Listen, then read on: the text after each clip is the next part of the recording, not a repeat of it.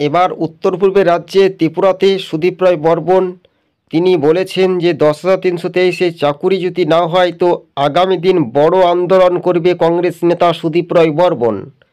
কেননা নুনান্তে প্রান্তা শেষ হয় তবু করে আসা 2024-এর লোকসভা ভোটের আগেই শিক্ষক শিক্ষিকাদের এটাই মা বাবার বড় ভরসা বা আশা রাখছে, বুক ভরা স্বপ্ন। তাই সুদীপ রায় বর্মন বিগত কয়েকদিন আগে শীতকালীন অধিবেশনে বিধানসভার অধিবেশন চলাকালীন তিনি প্রতিবাদ করেছিলেন, গ্রহণযোগ্যভাবে সেই শিক্ষক শিক্ষিকারা কি কংগ্রেসের ওপর ভরসা রাখতে পারবে? এটা এখন স্বাভাবিকভাবে দেখার বিষয় রয়েছে। তো আমরা বিধানসভা নির্বাচনে নিরিখে দেখেছিলাম যে শিক্ষক শিক্ষার পরিবাররাই বিজেপিকে ভোট মেরেছিল, অর্থাৎ আমরা যদি দেখি সরকারি স্টাফ চাকরিজীবীরাই বিজেপিকে ব্যালট পেপারে জয়ী হয়েছিল। অধিকাংশ আসনে তারা সকাল থেকে ডোর টু ডোর নির্বাচনীয় ভোটের ফলাফল 2023-এ এগিয়েছিল। একেবারে সুদীপ রায় বর্মন আবারও জোরালো আওয়াজ বইতে শুরু করে দিলেন।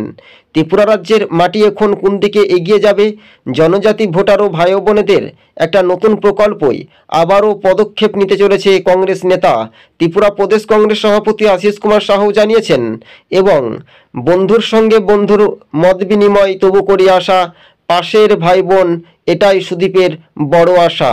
কিন্তু দেখার বিষয় রয়েছে 10,323-এর চাকুরি নিয়েও এবার বিজেপি সরকারের কাছে আবেদন জানাবেন, কিন্তু শেষ রক্ষাটা বিজেপি সরকার করছেন না কেন?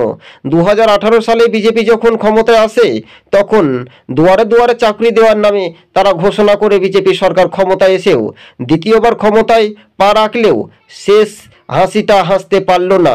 অনাহারে দিন কাটাচ্ছে শিক্ষক শিক্ষিকারা। এরই প্রতিবাদ জানাবেন কংগ্রেস নেতা সুদীপ রায় বর্মন। আপনারা যদি আমাদের ইউটিউব চ্যানেলটি যদি ভালো লেগে থাকে অবশ্যই সাবস্ক্রাইব করে সঙ্গে থাকবেন। আপনারা দেখছেন সবুজবঙ্গ নিউজ। এই মুহূর্তে ত্রিপুরার বড় খবর, বিগ ব্রেকিং নিউজ।